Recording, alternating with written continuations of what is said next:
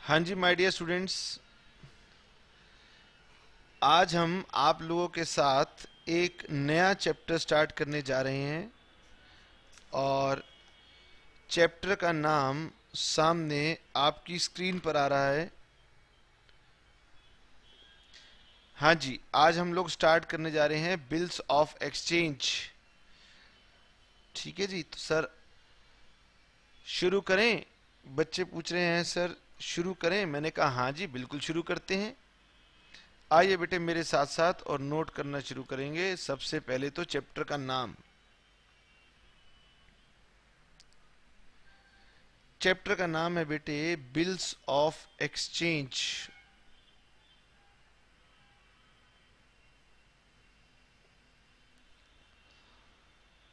ठीक। बेटे मान लीजिए एक है मिस्टर एस और ये है मिस्टर बी। सर ये मिस्टर एस कौन है और मिस्टर बी कौन है? मिस्टर एस हमने नाम रखा सेलर का और मिस्टर बी हमने नाम रख दिया बायर का। इसका मतलब एस ने गुड्स सोल्ड कर दिए, goods sold on credit to B. ठीक है जी, तो कितने के गुड्स थे? मान लेते हैं कि ये 30,000 रुपीज के गुड्स थे। मिस्टर एस ने मिस्टर बी को गुड्स सेल किए, क्रेडिट सेल थी 30,000 रुपीज की। मिस्टर बी ने मिस्टर एस को प्रॉमिस कर दिया। क्या प्रॉमिस पे किया? प्रॉमिस टू पे आफ्टर 3 मंथ्स। ठीक है जी, मिस्टर एस ने मिस्टर बी को गुड सेल किए, मान लीजिए डेट थी 10 सितंबर। ठीक है जी, और मिस्टर बी ने प्रॉमिस कर दिया कि मैं आपको आफ्टर 3 मंथ्स मैं इसकी पेमेंट कर दूंगा। ठीक है जी, अब क्या हुआ? अब मिस्टर एस ने मिस्टर बी को रिक्वेस्ट करी। क्या रिक्वेस्ट की? कि मिस्टर बी ये जो तुमने मुझे प्रॉमिस कर दिया है कि तुम मुझे अमाउंट पे करोगे, आओ इसे एक पेपर पे लिख लेते हैं। तो हमने क्या किया, एक पेपर उठाया और इस पेपर के ऊपर लिख दिया। ठीक है जी, क्या लिख दिया? ये लिख दिया कि बी मिस्टर ए को 30,000 रुपीज की पेमेंट करेगा आफ्टर 3 मंथ्स। ये सारी की सारी बातें हमने लिख दी। अब कागज पर कुछ भी लिख दो तो उसकी कोई कानूनी वैल्यू नहीं होती। उसकी कानूनी वैल्यू तब होगी जब उसके ऊपर सरकार की स्टैंप लग जाएगी। तो हमने इसके ऊपर सरकार की स्टैंप खरीद के लगा दी। अब बेटे ये प्रूफ हो गया कि भाई बी ने एस को 30,000 रुपीज देने हैं आफ्टर 3 मंथ्स। अब बच्चे मुझसे पूछ रहे हैं कि सर क्या ये हमेशा होता है कि लोग इस तरह से कागज के ऊपर लिख लेते हैं? मैंने कहा नहीं। नॉर्मली जो व्यापारी होते हैं ना, बिजनेसमैन जो होते हैं, नॉर्मली वो छोटा बिजनेस करते हैं। अगर छोटा बिजनेस होगा तो बेटे मैंने इसको छुपा लिया। नॉर्मली तो लोग क्या करते हैं, लोग गुड्स सेल करते हैं और लोग बदले में प्रॉमिस कर देते हैं। जब बिजनेस ग्रो होना शुरू हो जाता है तो लोग सिस्टमेटिक हो जाते हैं। जब लोग सिस्टमेटिक हो जाते हैं तो लोग क्या करते हैं, एक पीस ऑफ पेपर पे ये बात लिखवा लेते हैं अपने कस्टमर से कि वो इसकी पेमेंट 3 मंथ्स के बाद दे देंगे। समझ में? इसके बहुत सारे फायदे होते हैं।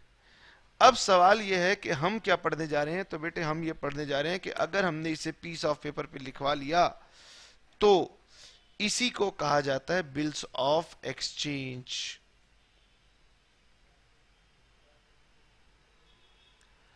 क्या कहलाता है? Bills of exchange. ये बिल्स ऑफ एक्सचेंज बेटे दो तरह के होते हैं। एक का नाम होता है, आप ऐसे कह सकते हैं कि इसको बिल्स ऑफ एक्सचेंज भी कह सकते हैं और इसे हम प्रॉमिसरी नोट भी कह सकते हैं। हाँ, इस डॉक्यूमेंट को हम बिल्स ऑफ एक्सचेंज भी कहते हैं और इस डॉक्यूमेंट को हम प्रॉमिसरी नोट भी कहते हैं। हम इसके बारे में पढ़ना जा रहे हैं, ठीक है जी। इसका मतलब ये डॉक्यूमेंट अब हमारे पास नई पिक्चर में आएगा और इस डॉक्यूमेंट के पिक्चर में आने की वजह से इसकी अकाउंटिंग कैसे होगी ये हमने पूरे के पूरे चैप्टर में पढ़ना है। बच्चे कह रहे हैं ठीक। सर ये बताइए, अभी तक आपने ये नहीं बताया कि सर इसे लिखा किसने। ठीक है जी, मिस्टर एस ने मिस्टर बी को फोन किया कि भाई मिस्टर एस कह रहा है कि मैं एक पीस ऑफ पेपर पे ये लिख रहा हूं। ये किसने लिखा? ये एस ने लिखा। एस का मतलब कौन? सेलर। बेटे सेलर ने लिखा एक पीस ऑफ पेपर पे, हाँ ये समझ लो एक चिट्ठी है। किसके नाम लिखी गई? ये नाम लिखी गई बायर के नाम। ठीक है जी, इस पे स्टैम्प भी लगाई गई। इस पे एस ने साइन कर दिया और बोल दिया फोन करके मिस्टर बी को कि मिस्टर बी मैं आपके पास एक चिट्ठी भेज रहा हूं। बी कह रहे हैं उस पे क्या लिखा है? एस कह रहे हैं कुछ नहीं लिखा, वही जो तुमने मुझे प्रॉमिस किया था ना वही लिखा हुआ है, आप प्लीज उसके ऊपर साइन कर देना। यानी कि इसके ऊपर बायर भी साइन कर देगा। तो इस पीस ऑफ पेपर का नाम हो जाएगा बिल्स ऑफ एक्सचेंज। समझ में आ? अब बच्चे ने पूछा सर बिल्स ऑफ एक्सचेंज क्या है, तो मैंने कहा भाई बिल्स ऑफ एक्सचेंज ये डॉक्यूमेंट है और इस डॉक्यूमेंट को लिखा किसने? सेलर ने। किस पर लिखा? बायर पर लिखा। क्या लिखा? कि तुम्हें मुझे 30,000 रुपए देने हैं 3 महीने के बाद। समझ में आ? और मुझे नहीं देना तो किसी और को दे देना, बस ये शर्त लिखी हुई है। इसी कागज को हम क्या बोलते हैं? Bills of exchange. अब बेटे इसकी एक परिभाषा बनी हुई है, समझ में आ? और इसके लिए कानून भी बना हुआ है। ये जो हमने पीस ऑफ पेपर लिखा ना, इसका एक कानून है जिसे बोलते हैं negotiable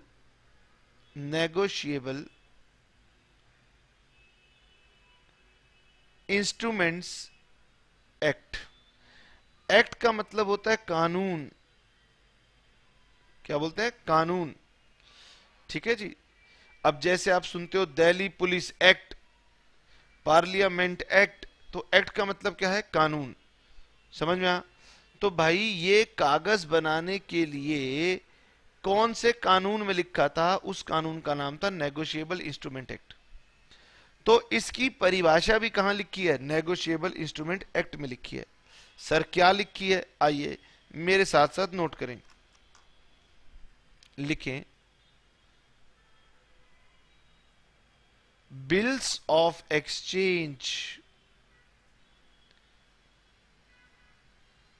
is an instrument in writing। बच्चा कह रहे सर आप तो कह रहे थे कि ये एक पीस ऑफ पेपर है, अब क्या समझते हो? कानून में पीस ऑफ पेपर शब्द लिखें तो अच्छा लगेगा। तो बेटे पीस ऑफ पेपर को लिख देते हैं इंस्ट्रूमेंट। हाँ ये कानूनी भाषा है, इसको क्या लिख दिया? Instrument. Bills of exchange is an, लिखा है इंस्ट्रूमेंट। इंस्ट्रूमेंट का मतलब piece of paper. Instrument in writing containing, क्या लिखा है? Unconditional order. मतलब इसमें सेलर ने बी को एक आज्ञा दी है, ऑर्डर दिया है, और उस ऑर्डर पर कोई शर्त नहीं है। इसका मतलब सामान की डिलीवरी हो चुकी है और अब बी ने पेमेंट देनी है। ऐसा ना हो कि एस पहले ही लिख दे कि जब मैं तुम्हें डिलीवरी दूंगा तब तुम मुझे पैसे दोगे, तो भाई इस पे तो शर्त लग गई। यानी कि बिल्स ऑफ एक्सचेंज एक ऐसा कागज का टुकड़ा है जिस पर लिखा जाता है अनकंडीशनल ऑर्डर, यानी कोई कंडीशन नहीं है, सिर्फ यह लिखा जाता है कि आपको पैसे देने हैं। ठीक है जी, अनकंडीशनल ऑर्डर जिस पर एस को साइन करने पड़ते हैं, signed by the maker.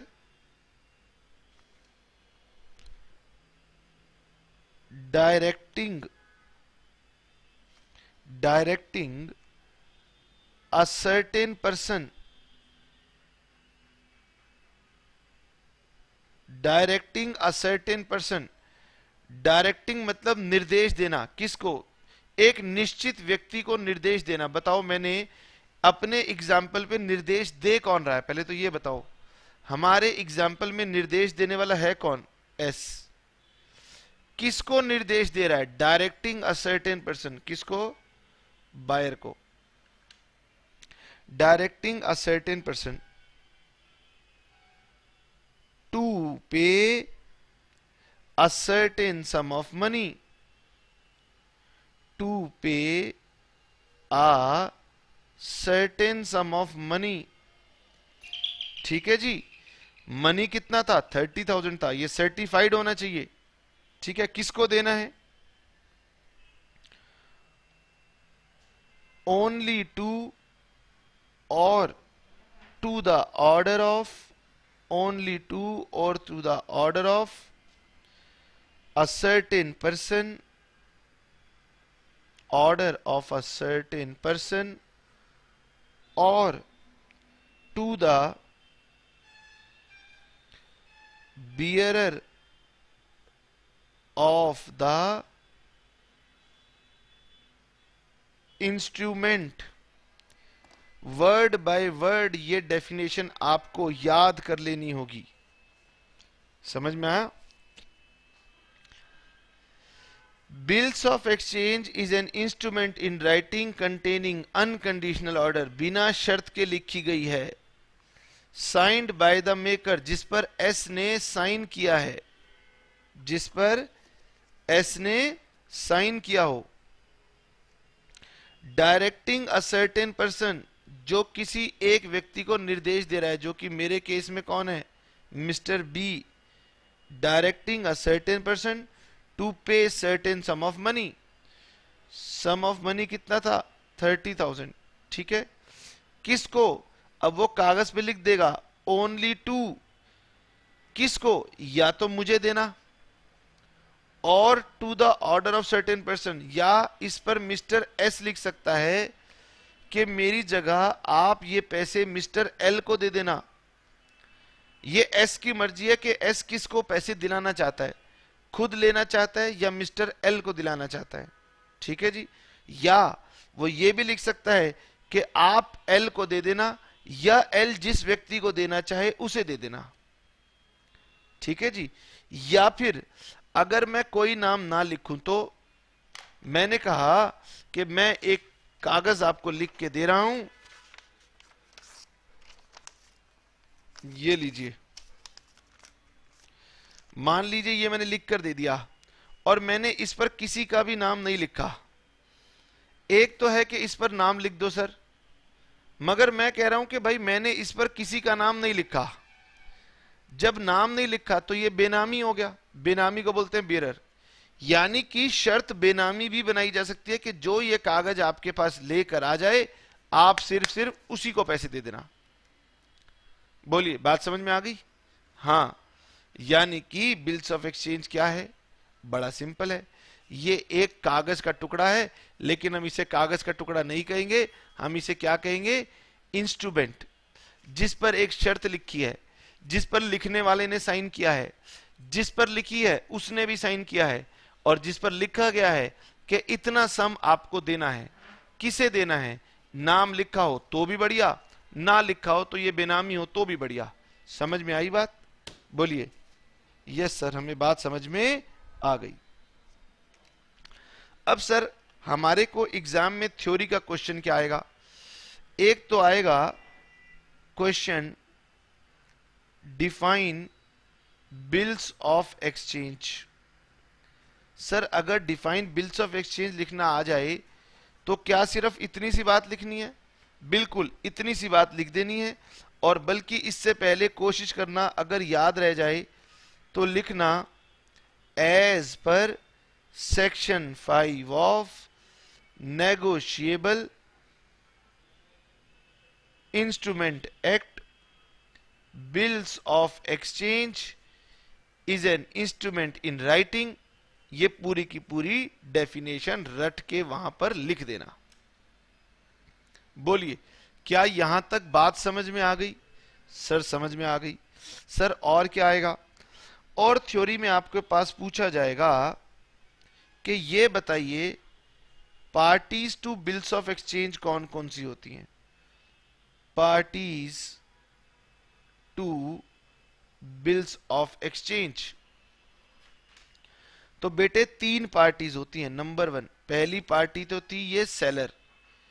Seller को मैं अब नाम बदल के सेलर नहीं लिखूंगा। नेगोशिएबल इंस्ट्रूमेंट एक्ट कहता है कि भाई मेरे पास नाम सेलर नहीं चलता, मेरे पास नाम चलता है ड्रॉर। क्या बोलते हैं? Drawer. Drawer means a person who rights the bills of exchange. अब मैं शॉर्ट फॉर्म में बिल्स ऑफ एक्सचेंज को ऐसे लिखूंगा। सरल भाषा में आप मेरी इस बात का मतलब लेके चल सकते हो सेलर, लेकिन मैं कानूनी भाषा का इस्तेमाल करूंगा और कानूनी भाषा में लिखा गया है कि जिसने लिखा है ये कागज उसका नाम होगा ड्रॉर। तो ड्रॉ करने वाले को मैं बुलाऊंगा drawer.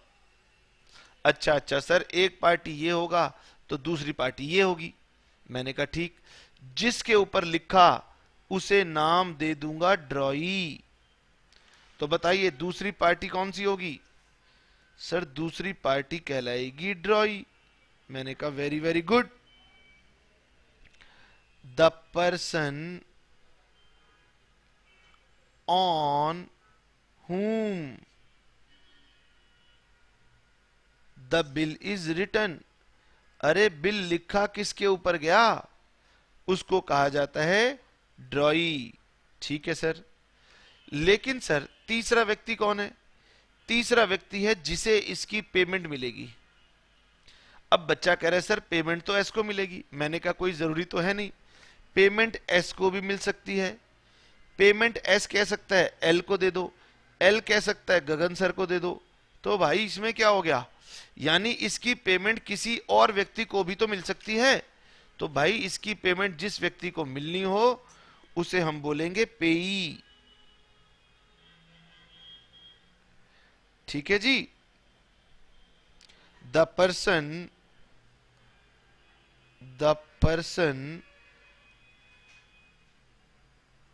to whom the amount of bill is to be paid. The person to whom amount of bill is to be paid. Very very good. Sir लेकिन ये तो ड्रॉर को भी दिया जा सकता है, तो हम कह सकते हैं in some cases drawer and payee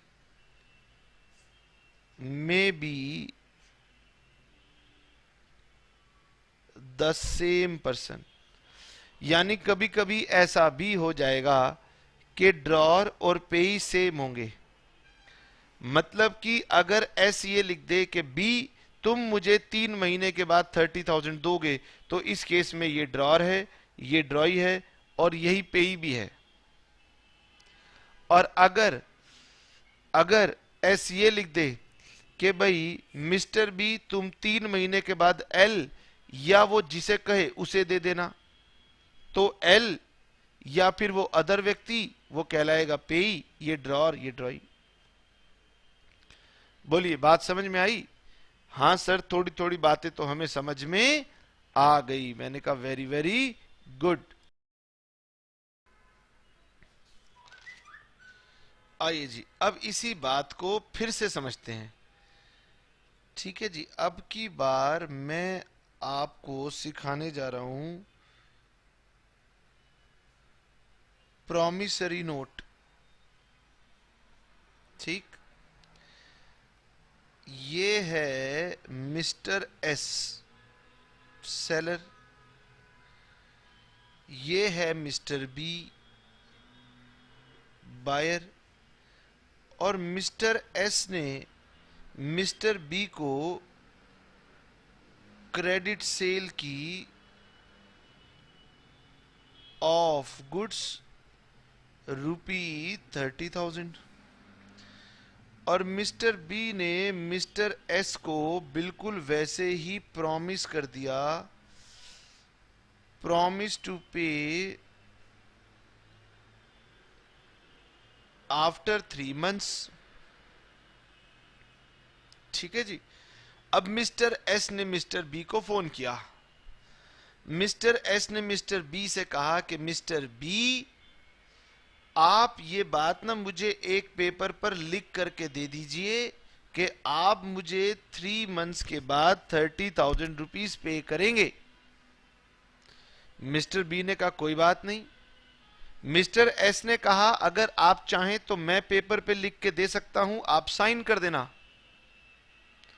वो हम पढ़ चुके हैं। अब की बार मिस्टर बी ने कहा कि नहीं नहीं, आप तकलीफ क्यों करते हो, मैं खुद ही ये बात एक पेपर पे लिख देता हूं। अब की बार लिखा किसने?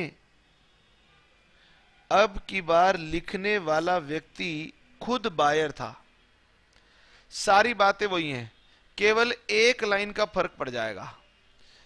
जब ये लिखता था, ठीक है जी, ये जब लिखता था तो ये कहलाता था ऑर्डर। और मिस्टर बी कह रहा है कि हमें ऑर्डर लेने की आदत नहीं है, हम तो ऑर्डर देने वालों में हैं। समझ में आया? तुम हमें मत ऑर्डर दो, हम खुद लिख देंगे। अगर बी खुद लिखेगा तो वो लिखेगा प्रॉमिस, ये कहलाएगा प्रॉमिस। आई प्रॉमिस टू पे। समझ में आया? इसीलिए इसका नाम क्या हो जाता है? Promissory note. यानी बातें एक ही हैं। यदि लिखा किसने? सेलर ने, तो लैंग्वेज होगी ऑर्डर, आदेश देने की लैंग्वेज होगी, इसलिए नाम बन जाएगा बिल्स ऑफ एक्सचेंज। अगर लिखा खुद बायर ने तो वो कहलाएगा promissory note. Very very good. तो सर ये बताइए कि प्रॉमिसरी नोट क्या है? तो मैंने कहा लिखिए, एज पर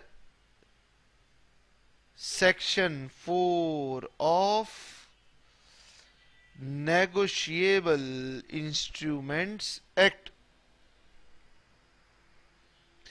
बच्चे कह रहे हैं कि सर ऐसा लग रहा है जैसे कि आप गाना गा रहे हो। मैंने कहा लो, इतना आसान चैप्टर है कि मन कर रहा है गाना ही गा लें।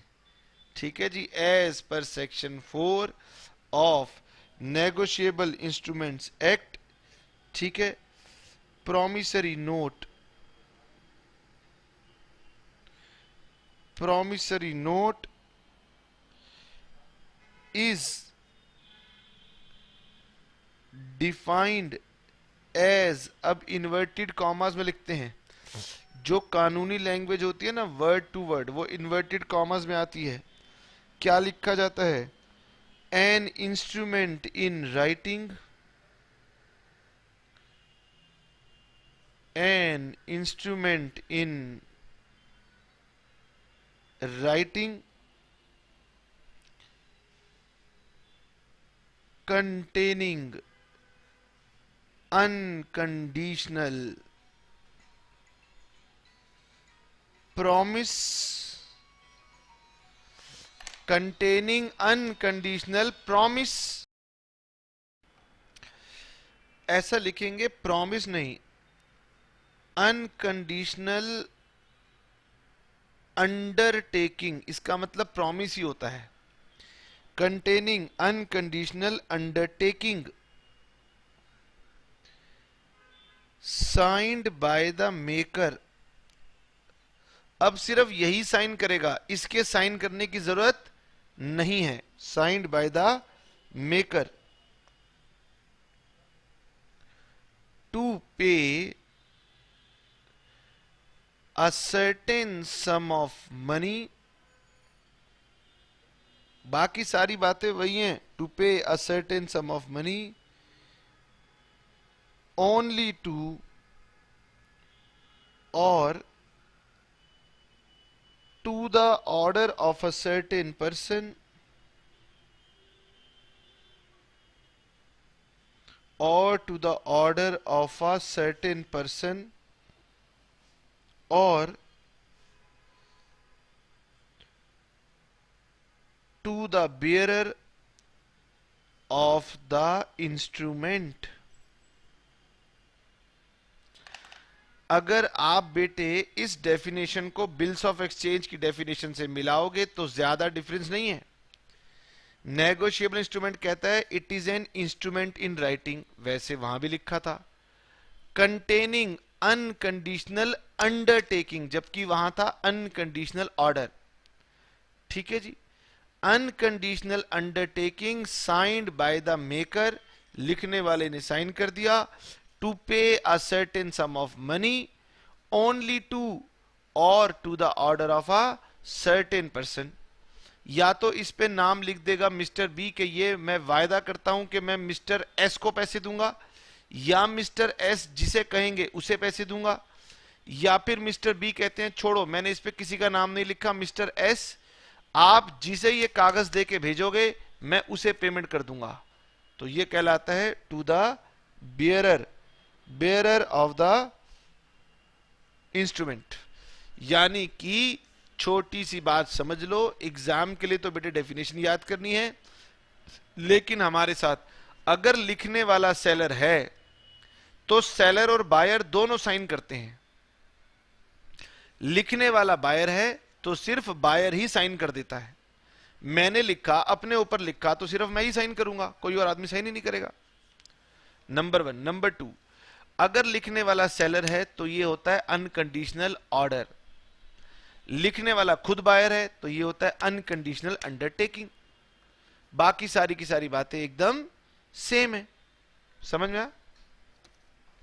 सर ये बताइए अब इसमें लिखने वाला और देने वाली ये दोनों पार्टी एक हो गई, तो अब कौन कौन सी पार्टीज होती हैं? Parties to promissory note, parties to promissory note. अब केवल दो ही पार्टीज होती हैं। समझ में आ? लिखने वाला और जिस पर लिखा गया वो दोनों अब एक ही हो गई हैं। समझ में आया? तो अब पहली पार्टी होती है maker. Party number one is called maker. Maker कौन है? द पर्सन हु मेक्स और राइट्स, समझ में आया? राइट्स द प्रॉमिस,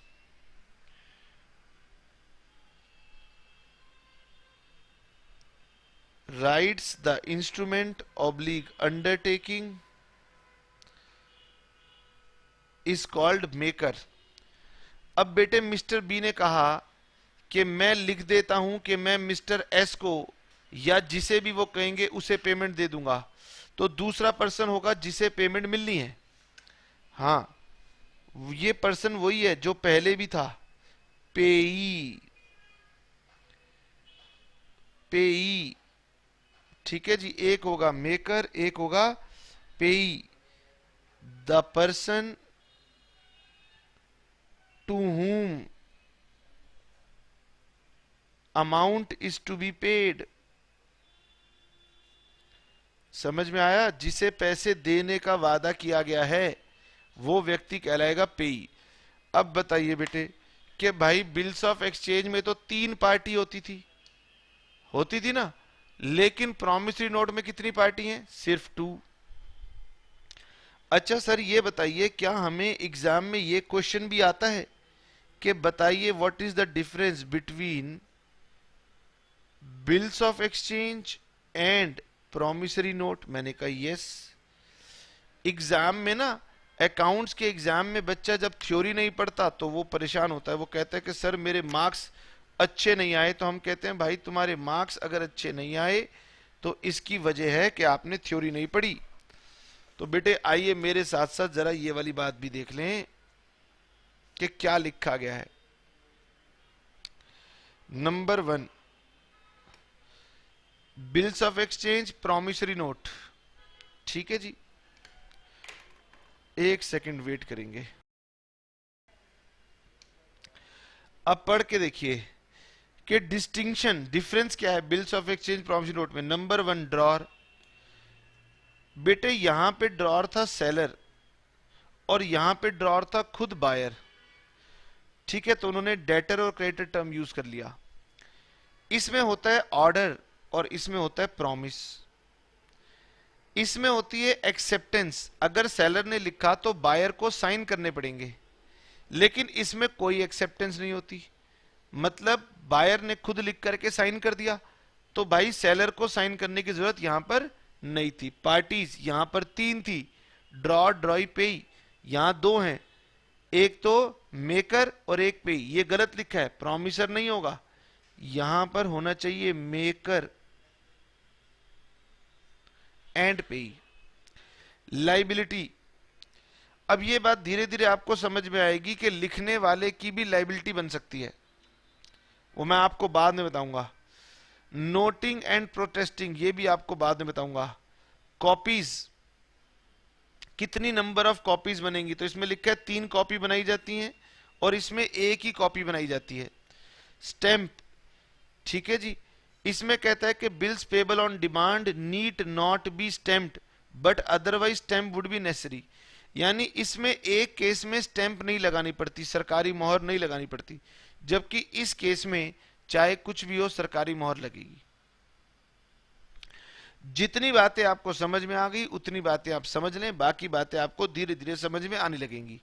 और बच्चा कह रहे सर मुझे सिर्फ 2 बातें समझ में नहीं आई कि लाइबिलिटी क्या है और नोटिंग एंड प्रोटेस्टिंग क्या है, ये आपको धीरे धीरे समझ में आ जाएंगी। अच्छा सर ये भी हमें समझ में आ गया, अब ये बताइए अब क्या बताएंगे। मैंने कहा चलिए अकाउंटिंग करने से पहले मुझे आपको एक इंपॉर्टेंट चीज समझानी है। सर वो क्या है, उसको बोलते हैं मैच्योरिटी डेट। सर बिल की मैच्योरिटी डेट क्या है, और मुझे आपको ये सिखाना है, एक टर्म है डेज ऑफ ग्रेस। मुझे आपको ये 2 टर्म सिखानी है कि what do you mean by maturity date and what is meant by days of grace. ठीक है जी, अब लिखिए the date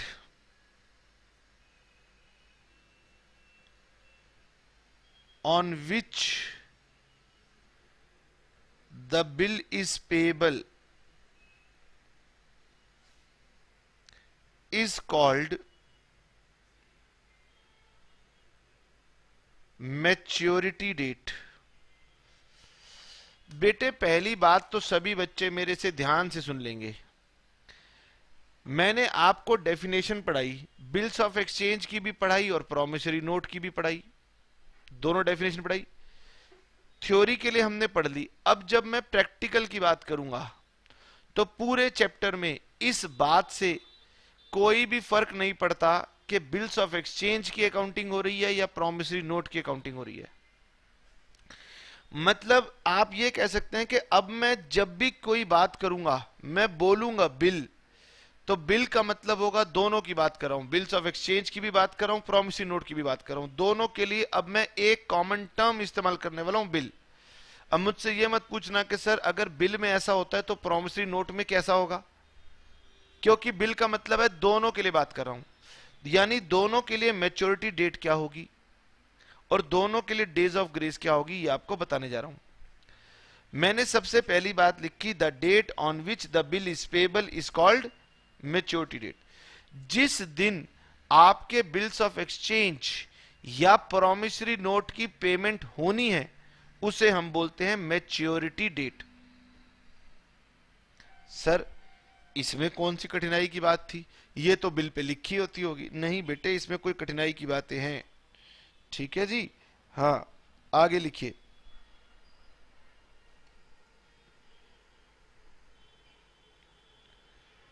maturity date is always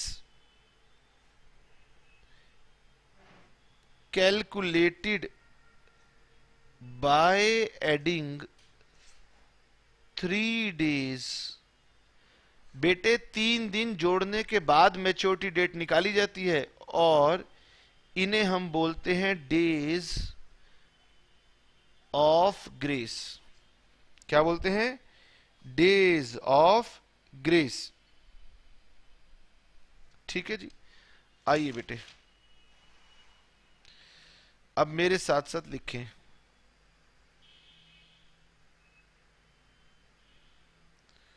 maturity date oblique days of grace.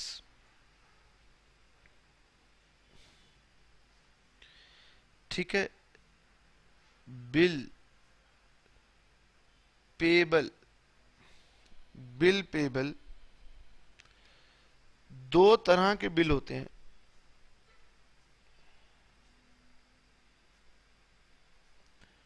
Bill payable on demand और bill payable at time.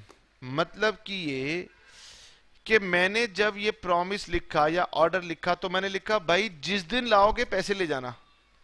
इसको बोलते हैं demand bills.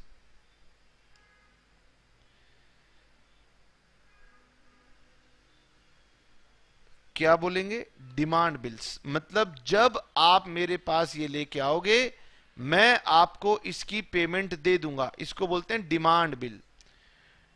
और इसे बोलते हैं टाइम बिल्स। जिस पर मैंने लिखा कि मैं आपको 3 महीने के बाद पेमेंट दूंगा तो इसको बोलते हैं डिमांड बिल। क्या बोलते हैं? Demand, sorry time bill. Sorry sorry sorry, मैं दोबारा बताता हूं।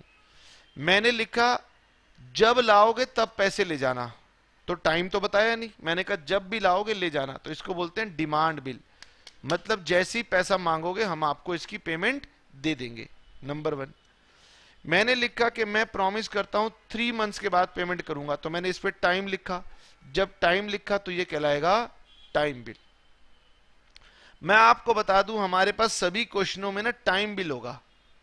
हमारे पास डिमांड बिल का क्वेश्चन नहीं होगा। सारे क्वेश्चन किसके होंगे? टाइम बिल के होंगे। क्यों सर? क्योंकि डिमांड बिल के अंदर no days of grace are to be added. यानी डिमांड बिल के ऊपर तो भाई डेज ऑफ ग्रेस का कंसेप्ट लगता ही नहीं है। वो तो जब दिखाया गया तब पेमेंट करनी ही करनी है। तो भाई इस पर तो डेज ऑफ ग्रेस का कंसेप्ट लगेगा नहीं। तो टीचर भी भाई ऐसा सवाल क्यों बनाएगा जिसमें उसे कुछ पूछा ही नहीं? तो वो हमेशा कौन सा क्वेश्चन बनाएगा? टाइम बिल का। तो always add 3 days of grace. आपको हमेशा 3 दिन ग्रेस के जोड़ने हैं। कहां पर? टाइम बिल में। ठीक है जी। अब यहां समझते हैं। अब ये टाइम बिल्स ना फिर फर्दर 2 तरीके से लिखे जाते हैं।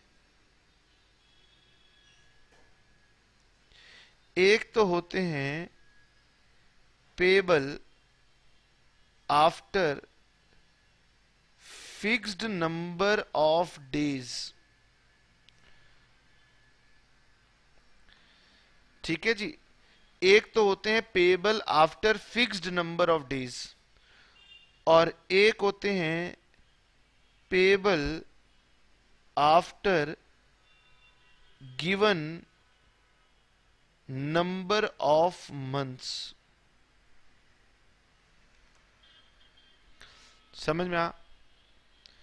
अगर तो बेटे बिल की पेमेंट दिनों के बाद करनी है तो भाई इसकी डेट, मैच्योरिटी डेट कैसे निकालेंगे? इसकी मैच्योरिटी डेट होती है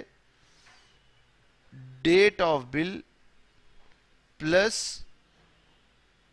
स्टेटेड नंबर ऑफ डेज, मैं अभी बताऊंगा, और प्लस 3 days। ठीक है जी। और अगर ये payable after given number of months होते हैं तो date of bill plus stated months plus 3 days. ठीक है, अब मुझे इतनी बातें अभी आपको समझानी है, तो पहले मैं क्वेश्चन दिखा दूं ताकि इतनी बातें आपको समझा पाऊं। इसमें तो कोई समझाने की बात नहीं थी, इसमें समझाना है कि बिल नंबर ऑफ डेज वाला है या नंबर ऑफ मंथ वाला है। तो फिर नंबर ऑफ डेज वाला है तो दिन जोड़ूंगा, नंबर ऑफ मंथ वाला होगा तो मंथ जोड़ूंगा, और फिर बाद में 3 दिन जोड़ दूंगा। तो ये आगे का पेज ना मैंने खाली रख लिया, क्योंकि इसमें मैंने अभी आपको बातें समझानी है। मैंने कहा ठीक है, आइए जी मैं आपको समझाता हूं। मेरे पास एक क्वेश्चन है, इलस्ट्रेशन नंबर 1, पेज नंबर है 15.5। समझ में आ? इलस्ट्रेशन 1, पेज नंबर है 15.5। मैं आपके साथ इसे डिस्कस करने जा रहा हूं। ठीक है जी, आइए मेरे साथ साथ इसे डिस्कस करें।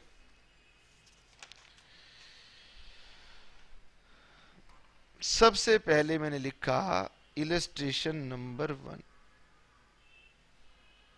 और केस नंबर कौन सा है? 1। इसमें लिखा है bill of exchange dated 12th of July 2013, payable after 3 months, payable 3 months after date. तो बेटे इसकी ड्यू डेट या मैच्योरिटी डेट कैसे निकलेगी? तो पहले तो मेरी बात समझ लें, इसमें लिखा है कि bill is payable 3 months after date, तो इसमें मंथ लिखा है। और आप टर्न करके पेज पे देख लीजिए, मैंने लिखा था कि जो bills payable after number of months होते हैं ना, ये मंथ लाके मंथ के साथ जोड़ देने हैं। इसको मैं जोड़ दूंगा, 3 months को ऐड करूंगा, तो मैच्योरिटी डेट होगी 12th ऑफ जुलाई में जोड़ा मैंने 1 महीना, दूसरा महीना, तीसरा महीना। ठीक है जी, आपको पता है जुलाई कौन सा महीना होता है? 7वां महीना। तो 7वें महीने में 3 महीने ऐड कर लो, या ऐसे लिखो जुलाई के बाद अगस्त, सितंबर, अक्टूबर, और ये लिखने के बाद फिर 3 दिन और जोड़ देना। तो भाई पहले तो ये बन गई 12 जुलाई के बदले 12 अक्टूबर, और 12 अक्टूबर में मैंने 3 दिन जोड़ दिए, तो ये बन गई 15 अक्टूबर 2013। बोलिए, क्या आपको ये बात समझ में आई? सर इतनी जल्दी कैसे समझ में आ सकती है? मैंने कहा तो कौन सी दिक्कत की बात है, आपको जल्दी नहीं है और मुझे भी जल्दी नहीं है। अच्छा जी सर, केस नंबर 2 लीजिए। मैंने कहा आइए हम केस नंबर 2 डिस्कस करते हैं। केस नंबर 2 कह रहा है a promissory note dated 31st March 2013 payable 90 days after the date. ठीक है जी, केस नंबर 2 कह रहा है कि बिल की डेट थी 31st of March, which will be payable after 90 days। तो ठीक है, अब मैं इसमें डेज ऐड करूंगा। तो भाई 31st मार्च में मैंने ऐड करना शुरू किया अप्रैल। अब बताओ बेटे अप्रैल में कितने नंबर ऑफ डेज थे? सर अप्रैल में तो होते हैं नंबर ऑफ डेज 30। ठीक है जी, अप्रैल के बाद आ गया मई। मई में डेज होते हैं 31। मई के बाद क्या आ गया? जून। तो भाई 30 और 31 61 डेज हो चुके हैं। तो भाई जून के लेंगे 29 डेज। ठीक है जी, और 29 डेज लेने के बाद फिर जोड़ दूंगा 3 डेज। तो ये मेरी ड्यू डेट क्या बनी? ये मेरी डेट बनी 29th of June plus 3 days. तो ये हुआ 30th June, 31st June, 1st of July 2013। बताएं क्या बात समझ में आई?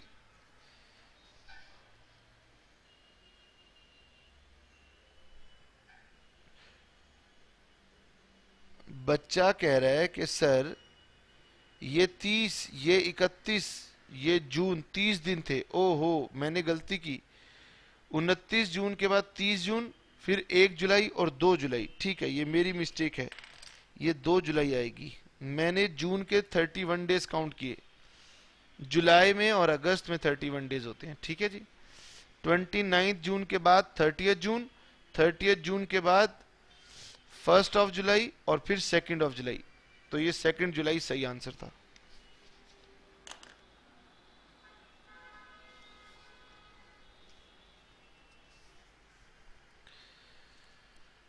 अब ये लिखा है bills of exchange dated 5 August 2013 payable 60 days after site और एक्सेप्टेंस की गई 10 अगस्त को। ठीक है जी। यानी बिल भले ही बना 5 तारीख को, लेकिन उसने कहा था कि मैं 60 दिन के बाद पेमेंट दूंगा जब ये मुझे दिखाया जाएगा, और उसके पास साइन करने के लिए कब आया? 10 अगस्त। तो बेटे ये जो साइट वाले बिल होते हैं ना, इनको जब दिखाया जाएगा तब से 60 दिन जोड़ देने हैं। तो नंबर ऑफ डेज जोड़ने 60 10 में। अब सर इसे कैसे करना है? मैंने कहा आइए इसे कैसे करना है।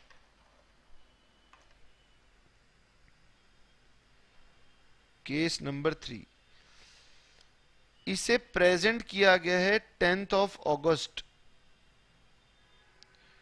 और उसमें मुझे ऐड कर देने हैं कितने डेज? 60 डेज और प्लस 3 डेज। आइए बेटे, अब ये मुझे बताइए कितने दिन बाकी रिमेनिंग रह गए हैं in the month of August. Sir 31 minus 10, 31 days का महीना है ना, तो 21 डेज तो अगस्त के हो गए। ठीक है, फिर सितंबर के कितने होंगे? सर सितंबर के होंगे 30।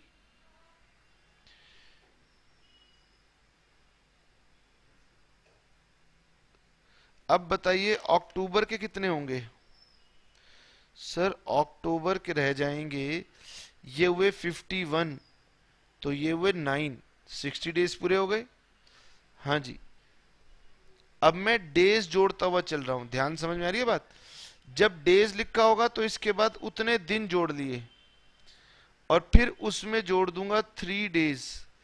तो 9th of October plus 3 days 12th of October 2013, ये मेरी कहलाएगी maturity date.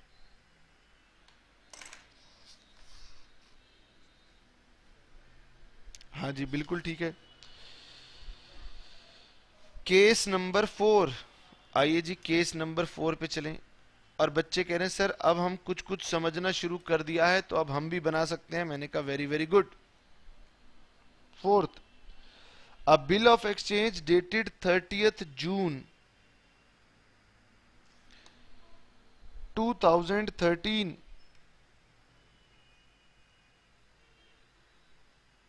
Payable after 3 months। अब बेटे ये ध्यान समझो, ये केस मंथ वाला है, तो मैं कहूंगा कि भाई ड्यू डेट हो जाएगी 30th जून। ठीक है जी, 30th जून प्लस 3 months और प्लस 3 डेज, तो ये हो गई 30th सितंबर प्लस 3 डेज। तो सितंबर के बाद अक्टूबर, तो 3rd ऑफ अक्टूबर 2013। क्या होगी डेट? 3rd of October 2013। अब बेटे अगर ये बिल ना 2 अक्टूबर को आ जाता, अब इसमें तो 3 अक्टूबर को आ रहा है, 3rd ऑफ अक्टूबर। अब बताइए अगर ये 2nd अक्टूबर को आ जाता, तो 2 अक्टूबर तो होती है हॉलीडे। तो इसके बारे में एक नोट यहां पर लिख लीजिए, note, if maturity date is a public holiday, if maturity date is a public holiday, then the maturity date will be the preceding date। अब ये ना लॉ है, लॉ कहता है कि अगर आपको ये पता है कि जिस दिन उसकी मैच्योरिटी हो रही है उस दिन छुट्टी है, तो ये बिल एक दिन पहले ही पे हो जाना चाहिए। समझ में आ? अगर आपको ये पता है कि ये बिल 2 अक्टूबर को ड्यू हो रहा है, तो भाई 2 अक्टूबर तो गांधी जयंती की छुट्टी होती है, तो ये 1 अक्टूबर को पे होगा। समझ में आ? इसी तरह से अगर कोई बिल 26 जनवरी को ड्यू हो रहा है, तो उसकी डेट क्या हो जाएगी? 25 जनवरी। ठीक है, यानी 2 अक्टूबर हो, 26 जनवरी हो, या 15 अगस्त हो। समझ में आ?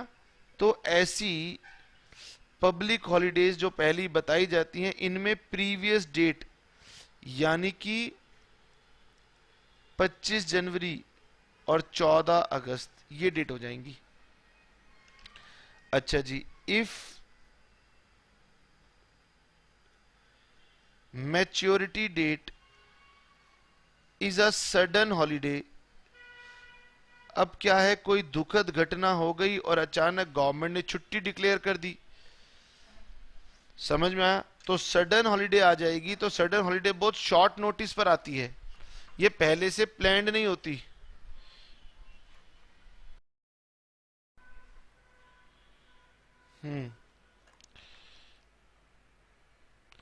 If maturity date is a sudden holiday, then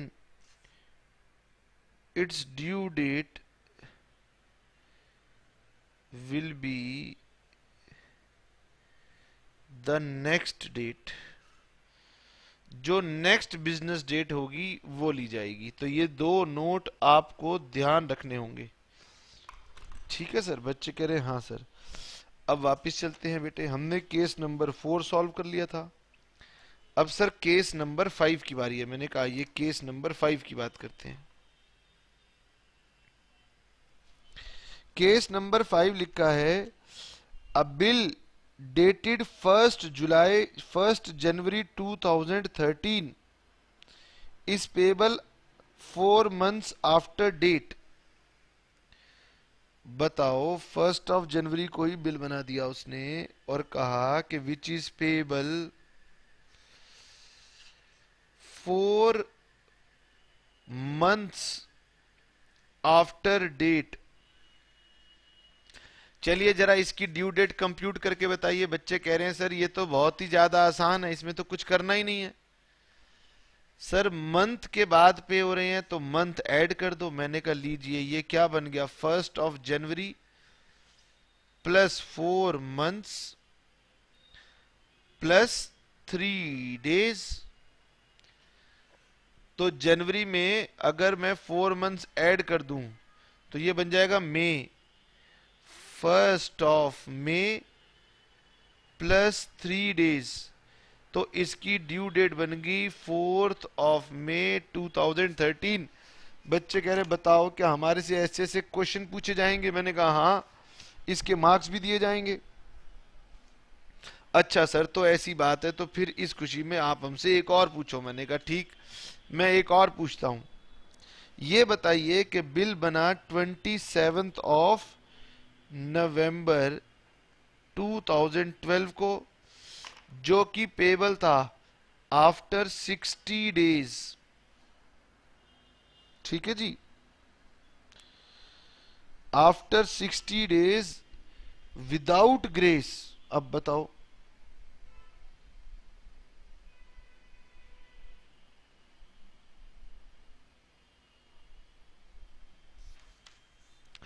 अब इसमें उसने लिख दिया कि without adding days of grace, तो भाई मैं जो क्वेश्चन कहेगा उसे तो मानूंगा ना। क्वेश्चन ने कहा कि डेज ऑफ ग्रेस मत जोड़ना, बेटे ये गलत बात है, वैसे तो days of grace general rule में जोड़े जाते हैं, क्वेश्चन ने मना कर दिया तो अब नहीं जोड़ूंगा। अब बताइए नवंबर के कितने दिन रह गए? सर नवंबर के डेज रह गए 28, 29 और 30, तो भाई 3 दिन तो नवंबर के लिए जाएंगे, 31 डेज दिसंबर के लिए जाएंगे। अब कितने दिन बच गए? 60 माइनस 34, सर बच गए 26। तो 26 जनवरी 2013, ये तो सर पब्लिक हॉलीडे है और पहले से पता है, तो इसकी ड्यू डेट क्या बन गई? 25 of January 2013। Very very good. बताइए कितना आसान सा क्वेश्चन था।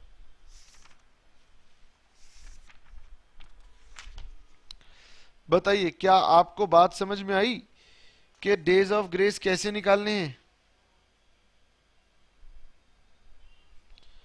अच्छा जी, वैसे तो बेटे हम हर एक क्वेश्चन में डेज ऑफ ग्रेस निकाला ही करेंगे। अब हम आपको एक दो क्वेश्चन होमवर्क दे देते हैं।